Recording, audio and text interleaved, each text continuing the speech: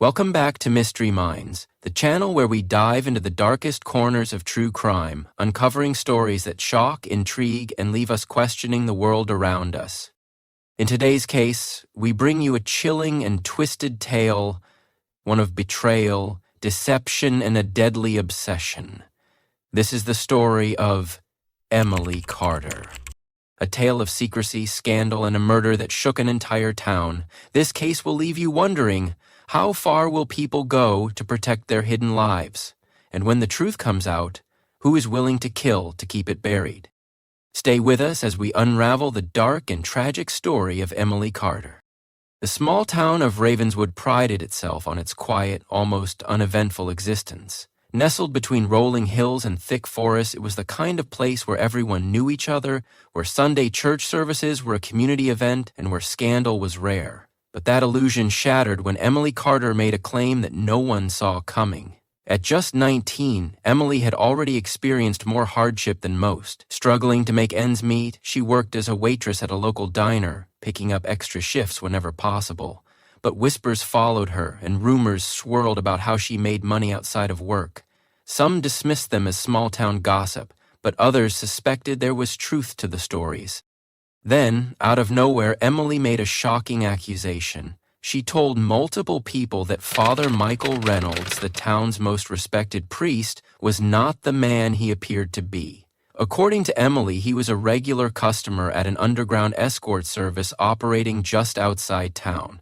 It was an explosive claim, one that could ruin reputations and destroy lives. For years, Father Reynolds had been a symbol of virtue, guiding the community with unwavering faith. The idea that he could be involved in something so sinister was unthinkable to many. Some dismissed Emily's story immediately, believing she was making it up for attention. Others thought she had a grudge against the church, though no one could explain why. A few, however, hesitated before rejecting her claims, remembering that rumors often held a grain of truth. The town became divided. Some whispered behind closed doors, questioning whether the man they had trusted for years was hiding a dark secret. Others defended him fiercely, claiming Emily was lying to cause trouble. Emily didn't seem bothered by the backlash. If anything, she appeared confident, telling people she knew what she had seen and had no reason to lie. But soon, that confidence began to crack. Close friends noticed a change in her. She became more paranoid, glancing over her shoulder as if she expected someone to be watching. She started mentioning things that worried her, strange cars parked near her house, an uneasy feeling that she was being followed. It was subtle at first, but by the end of the week she was genuinely afraid. Despite her growing fear, she refused to back down. She continued to talk about what she knew, warning that people in town weren't who they seemed. She claimed there was more to the story, something even worse than what she had already revealed, but before she could say any more, she disappeared. Her absence was immediately suspicious. Emily was outspoken, never the type to simply leave without a word. When she didn't show up for work and her phone went straight to voicemail, those who knew her began to worry. Hours passed, then days. Missing person flyers were posted around town, but the police had little to go on. Some thought she had left town to escape the backlash, but those closest to her knew better. She wouldn't have just vanished, not like this. Then, 6 days after she was last seen, the search ended in the worst way imaginable. A group of hikers stumbled upon a body in a remote field outside town. It was Emily. Her throat had been slashed, her hands bruised as if she had fought back. Her eyes were open, frozen in terror. Ravenswood was stunned.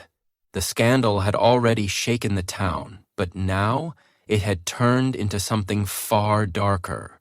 A young woman had been brutally murdered, and the timing was impossible to ignore. Had she been silenced for what she knew? And if so, who had wanted her dead badly enough to make sure she never spoke again? Emily Carter's murder sent shockwaves through Ravenswood, a town unaccustomed to real crime, let alone something as brutal as this. Whispers of fear spread faster than facts, and soon the community was divided. not just by grief but by suspicion. The case had two sides, and everyone seemed forced to choose one. On one hand, there were those who believed Emily's claims had been nothing but lies, an attempt to stir up trouble that ultimately got her killed by someone with their own agenda. On the other, there were those who couldn't ignore the timing of her death, and wondered if she had been silenced for exposing something she was never meant to reveal. The police, under pressure to find answers, began their investigation. Their first stop was Father Michael Reynolds, the man at the center of Emily's accusations.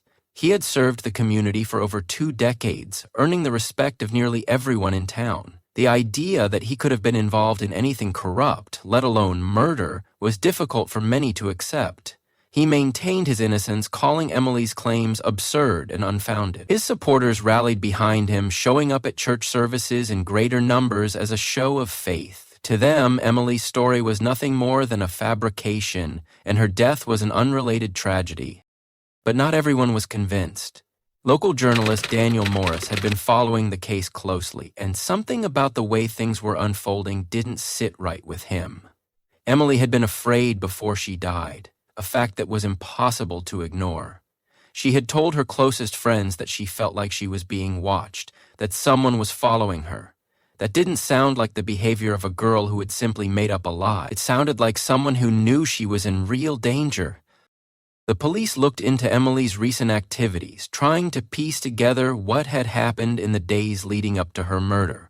They spoke to her co-workers at the diner, who recalled her growing paranoia but couldn't offer any concrete evidence as to who might have been following her. They questioned her boyfriend, Jake Turner, a quiet and reserved mechanic who had been seeing Emily for a few months. He was devastated by her death and insisted she hadn't mentioned anything to him about feeling threatened. To him, Emily had been hopeful about the future, talking about leaving Ravenswood for a fresh start. The idea that she had been mixed up in something dangerous seemed impossible. But there was one detail that stood out. A few days before she died, Emily had tried to withdraw all the money from her bank account. It wasn't much, but it was everything she had, and it suggested that she had been planning to leave town immediately. Had she sensed something was about to happen? Or had she received a warning she hadn't shared with anyone else? As the investigation continued, new pieces of evidence surfaced. Security footage from a gas station on the outskirts of town showed Emily on the night she disappeared. She was arguing with someone inside a dark SUV, her body language tense. The footage wasn't clear enough to make out a face, but police traced the vehicle to a man who was no stranger to the church. Deacon Paul Whitmore, Father Reynolds' assistant. When questioned, he denied having anything to do with Emily's murder. He claimed he had been home that night, but his alibi quickly fell apart when his phone records placed him near the area where Emily's body was found. With pressure mounting, the police dug deeper into Whitmore's background and found a connection that sent chills through the investigators. He had ties to the underground escort service Emily had spoken about, though he denied ever being involved. His name wasn't in any official records, but witnesses placed him at the location multiple times. Had Emily's accusation about Father Reynolds actually been about someone else? Or was Whitmore covering for something far bigger? Even as suspicion fell on him, some in the town still believed Emily's death had nothing to do with her claims. The timing was suspicious, but coincidences happened. Maybe she had been killed for a different reason, one that had nothing to do with the church at all. But those who had known Emily, those who had listened to her growing fear before she died, weren't so sure. Ravenswood was no longer the quiet town it had once been. Trust was unraveling, and the truth, whatever it was, felt further away than ever. The deeper the investigation into Emily Carter's murder went, the more tangled the web of secrets became. What had started as a simple yet shocking accusation against Father Michael Reynolds had now grown into something far more sinister. The discovery that Deacon Paul Whitmore had connections to the underground escort service raised new questions, but the police still had no solid proof linking him to Emily's death. He denied any involvement, insisting he had nothing to hide. Yet the surveillance footage of him in the dark SUV the night Emily disappeared combined with the fact that his phone records placed him near the crime scene, made it impossible to dismiss him as just another innocent bystander. Investigators continued to look into Emily's life, searching for anything that might explain why she had been targeted. They combed through her financial records, phone logs, and social media, looking for unusual activity. That was when they made another chilling discovery. In the weeks leading up to her death, Emily had been keeping a journal, one she had never mentioned to anyone. Her best friend, Lisa Monroe, handed it over to the police, saying Emily had been acting strangely in her final days. The journal was filled with details that painted a terrifying picture. Emily had been receiving threats. Some had come as anonymous messages, warning her to stop talking. Others had been more direct, notes left in her car, on her doorstep, telling her she was in danger. The last entry was the most disturbing. She wrote that she had a feeling she wouldn't make it out of Ravenswood alive. It was a chilling premonition, one that now seemed like a horrifying reality. One note in particular stood out, scrawled hastily on a ripped piece of paper. It read, "Keep quiet or you'll end up in the dark." That message, combined with her growing paranoia before her death, confirmed that Emily had been terrified for a reason. Someone had wanted her silence badly enough to threaten her life. But had the threats been empty warnings, or had they escalated to something far worse? Investigators turned their attention back to the escort service, hoping it would provide the missing link in the case. If Emily had been telling the truth about Father Reynolds being a regular customer, there had to be proof. Yet, no records existed linking him to the operation. What they did find, however, was a disturbing pattern. Several other women who had worked in the same circles as Emily had either vanished or suffered unexplained accidents over the years. Most of their cases had gone unsolved. It was as if they had been erased, their stories buried before they could ever be exposed. With the town still on edge, journalist Daniel Morris pursued his own investigation. He spoke to people who had known Emily and tracked down individuals who might have information about the escort service. He believed she had uncovered something even more dangerous than she had realized. His instincts told him this wasn't just about a scandal within the church. It was about power, control, and keeping certain secrets from ever seeing the light of day. Just when it seemed like the case had hit a dead end, another lead surfaced. An employee at a local pawn shop came forward with an unexpected piece of evidence. Emily had sold a gold cross necklace just days before she was killed. The necklace was unique, an expensive piece that seemed far beyond what she could afford. The pawn shop owner remembered her looking nervous, saying she needed money fast. The most disturbing part was where the necklace had come from. Investigators traced it back to a limited batch given to high-ranking members of the Ravenswood Church. Only a handful of people owned one, including Father Reynolds and Deacon Whitmore. The discovery of the necklace changed everything. Had Emily stolen it, or had someone given it to her? And if so, why? The idea that she had been in possession of something belonging to someone within the church raised even more suspicion. Had she been involved in something deeper than just exposing a scandal? The investigation was far from over, but one thing was becoming clear: Emily had known too much. Whether her accusations about Father Reynolds were true or not, she had stumbled onto something dangerous, something that had cost her life. The only question that remained was who had been willing to kill to keep it hidden. The discovery of the gold cross necklace shifted the entire investigation. Up until this point, Emily Carter's murder had been a tangled mess of rumors, suspicion, and unanswered questions. Now there was proof that she had come into possession of something that directly connected her to the Ravenswood Church. The necklace was expensive, custom-made for only a select few high-ranking members of the clergy. There was no way she had acquired it by accident. Investigators worked to trace the necklace back to its owner. The church confirmed that only 6 had been given out over the years, 1 to Father Michael Reynolds, 1 to Deacon Paul Whitmore, and 4 to other longtime clergy members. Each recipient was accounted for, except for one. The necklace belonging to Father Reynolds was missing. When questioned, he claimed it had been stolen months earlier, though there were no records of him ever reporting it. He insisted it had nothing to do with Emily, calling her accusations against him nothing more than a desperate attempt for attention. Despite his denials, suspicion around him grew. He had motive, means, and now a connection to the only piece of physical evidence linked to Emily before her death.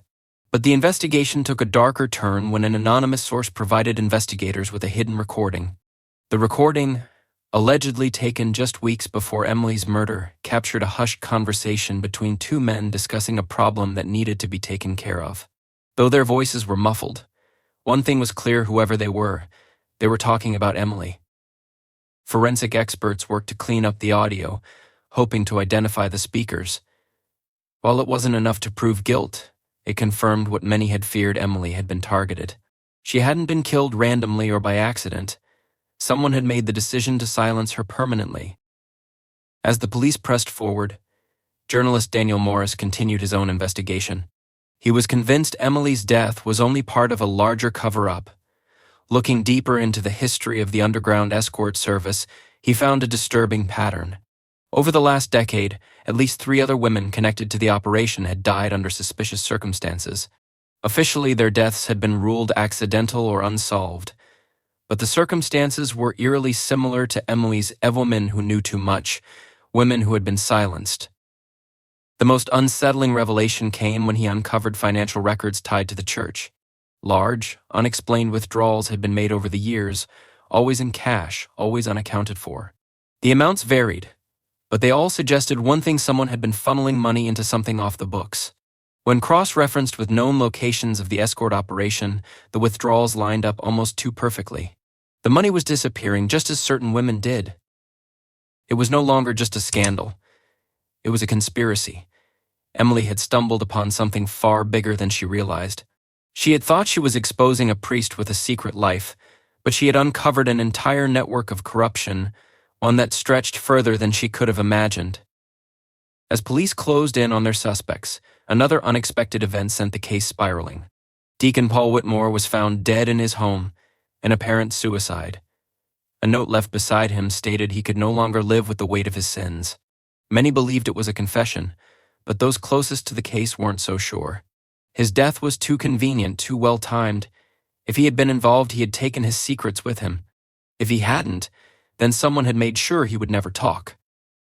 With one suspect dead and another under growing scrutiny, the truth felt closer than ever. But with every step forward, the danger increased. Someone in Ravenswood was still pulling the strings, still ensuring that the past remained buried. The question was, how far would they go to keep it that way? The death of Deacon Paul Whitmore sent shockwaves through Ravenswood. Whether his apparent suicide was an admission of guilt or a final attempt to silence him, one thing was certain: Emily Carter's murder had ignited a chain reaction, and the truth was buried deeper than anyone had imagined. The investigation into her death had started as a simple case of a young woman making accusations against a respected priest, but it had since unraveled into a web of corruption, power, and fear. With Whitmore gone, pressure mounted on Father Michael Reynolds. He had denied any wrongdoing from the start, dismissing Emily's claims and insisting that he had no involvement in her death. But the evidence against him was becoming impossible to ignore. His missing gold cross necklace, the anonymous threats Emily had received, and now the mysterious financial records linked to the underground escort service all pointed in his direction. Yet, despite everything, he remained untouchable. His supporters continued to defend him, unwilling to believe that their beloved priest could be part of something so dark. Investigators pushed forward, determined to expose the truth. When forensic analysts finally cleaned up the hidden recording that had surfaced weeks earlier, they were able to identify the voices. One belonged to Deacon Whitmore, but the second was shocking: it wasn't Father Reynolds. The voice on the tape belonged to someone else entirely: Church Treasurer Harold Gaines, a man who had stayed in the shadows throughout the entire investigation. Harold had been with the Ravenswood Church for over 30 years, managing its finances and handling large sums of money. On the surface, he was nothing more than an accountant, a quiet and unassuming man. But his name had never come up in connection to Emily, and that was what made the revelation so unsettling. If he had been discussing her as a problem that needed to be handled, then his involvement in this case was far greater than anyone had realized. With this new lead, authorities dug deeper into his financial dealings. What they uncovered was damning. Bank records showed that Harold had been secretly moving church funds for over a decade, transferring large amounts of money into private accounts. The withdrawals aligned with payments made to the underground escort service, proving a financial link between the church and the illicit operation. He had been the one funneling the money, ensuring that everything remained off the books. The final piece of the puzzle came when investigators found a connection between Harold and Deacon Whitmore. It turned out that Whitmore had been nothing more than a pawn, a man who had been used to do Harold's dirty work. But something had gone wrong. Emily had found out. Whether she had overheard something, come across a record she wasn't supposed to see, or been directly threatened by someone involved, she had become a risk. And risks had to be eliminated. When confronted with the evidence, Harold refused to talk, but it no longer mattered. The proof against him was overwhelming. Phone records placed him near the scene of Emily's murder. Security footage showed him withdrawing large sums of money just days before she died, and the recording tied him directly to conversations about silencing her. The case that had once seemed so tangled had finally led to the person orchestrating it all.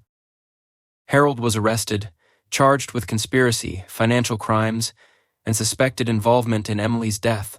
The town of Ravenswood was left reeling, struggling to comprehend the depth of the betrayal. Father Reynolds, though still under scrutiny, was never officially charged. His reputation, however, would never recover. The church's standing in the community was shattered, leaving many questioning the faith they had once believed in so blindly. Emily Carter had died because she had uncovered a truth she was never meant to know.